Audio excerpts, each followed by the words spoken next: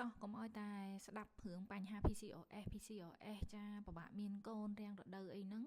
ចឹងថ្ងៃនេះអ្នកគ្រូនាំអារម្មណ៍អ្នកទាំងអស់គ្នាមកមើលចាការបញ្ចូលវីតាមីនទៅលើអ្នកជំងឺ PCOS ព្រោះហេតុអី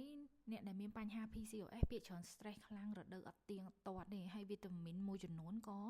មានវិបត្តិចាអត់គ្រប់គ្រាន់ដែរអញ្ចឹងក្រៅពីហាត់ប្រាណសម្រកគីឡូចូលគេងឲ្យបានទៀងទាត់ក៏ត្រូវតែ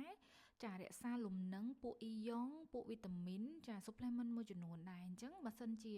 យើងមានបញ្ហាគេងអត់លក់ stress អីហ្នឹងអ្នកគ្រូលើកទឹកចិត្តឲ្យមកដាក់វីតាមីនចាអញ្ចឹងវីតាមីនហ្នឹងវាជួយសម្រួលចាទី1ហ្នឹងគឺបញ្ហាសុខភាពទូទៅរបស់យើងតែម្ដងវាជា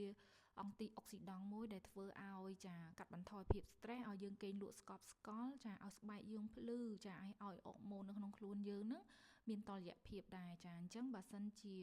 អ្នកទាំងអស់គ្នាមានបញ្ហាសុខភាព PCOS ឬក៏អ្នកទាំងអស់គ្នាមានបញ្ហាចាគេងអត់លក់គេងអត់ស្កប់អីអ្នកទាំងអស់គ្នាអាចមកទទួលវីតាមីន supplement បន្ថែមដើម្បីជួយសម្រួលចាដល់សុខភាពរបស់យើងនិងសុខភាពអុកម៉ូនរបស់យើងបានដូចគ្នាចា